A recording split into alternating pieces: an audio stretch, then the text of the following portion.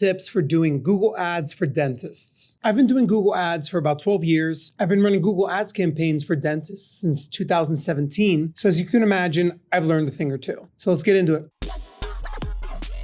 My name is Frank. I'm the founder of SoccerPixel. While this video doesn't cover absolutely everything that you need to know about doing Google Ads for your dental practice, it's going to go over a lot of really important stuff. Number 10, target mobile. Most of the spam clicks that you're going to get are going to be from bots that are running on desktop. It's just a lot more involved to run bots on a mobile device. You're going to really cut down on the amount of spam that ends up clicking on your ads if you only target mobile. Number 9, you really need to work on that ad score. When you're running a responsive search campaign, you're going to see this ad strength number populate as you write all of your headlines. It's going to cost you if you get anything here lower than good, so don't settle for average. Number 8, split test sending traffic to a landing page versus your website. You're likely to find that one is going to perform better than the other, and you're never really going to tell which before you run the test. Number 7, install Clean Talk. If you are sending traffic to your website, I'm sure that you get spam every day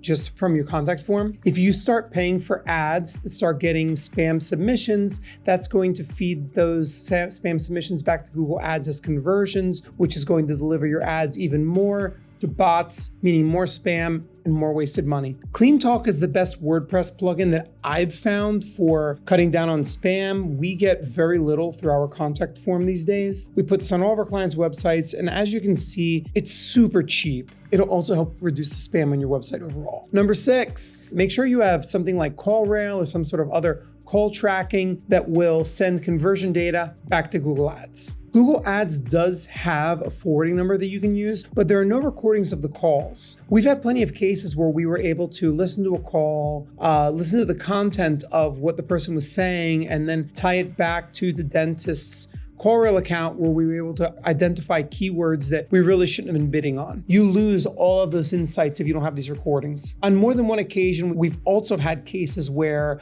the front office wasn't answering the phone or they were being rude to people that were calling. And this will give you some insights into what's going on in your dental practice. Number 5, set your ad schedule into 3-hour blocks. Very few Google Ads managers do this. The vast majority just use the ad schedule to tell Google, these are the hours when I want to run ads. That's not the best way to use it. Breaking your ad schedule up into blocks during the day allows you then to apply bid adjustments. As you can see here with this account, we're bidding actually 25% more but on Wednesdays between 9 a.m. and 11 a.m. This was because this campaign was just doing exceptionally well during that time, and I wanted to spend more of our budget during that time. This is not possible if you set one big massive block for the whole week. And possibly the most important tip of all of these, number 4, monitor your search queries like a hawk. You are almost certainly paying for tons of branded searches for people that want to make an appointment with their existing dentist down the street, people that have just generic dentistry questions, and frankly, all kinds of other searches that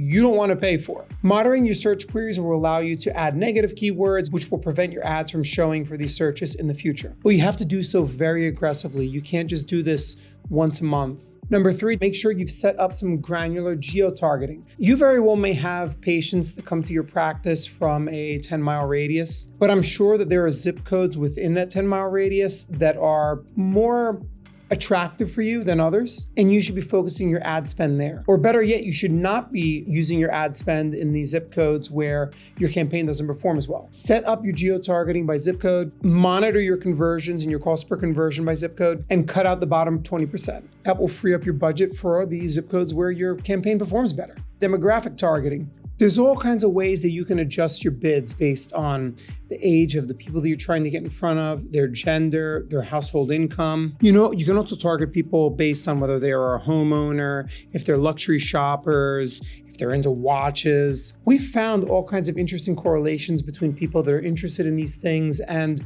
seemingly unrelated services that we were selling. In this case, this happens to be an account that we're running for a plastic surgeon. We've found the luxury shoppers tend to convert better than non-luxury shoppers when it comes to plastic surgery leads. And my number 1 tip, stick with smart campaigns and responsive search ads. In your Google Ads account, you're likely to see the Performance Max campaigns. We've had luck with them in the past, on the surface. Once we dug into those campaigns, we saw that there was a lot of spam form submissions that came in from the retargeting ads on the Google Display Network. And when you started looking at the ad spend and the qualified leads that came in, they were actually nowhere nearly as profitable as they appeared in Google Ads report. I'd also add that it's often advisable to run both smart campaigns and responsive search ads. There's almost always going to be one that outperforms the other. And again, it seems like we never know which is going to do better in a market. If you have any questions about your Google Ads account, make sure you leave them in the comments. I will be checking and responding. And after you're done this video, make sure you check the description because there's going to be a link to a playlist on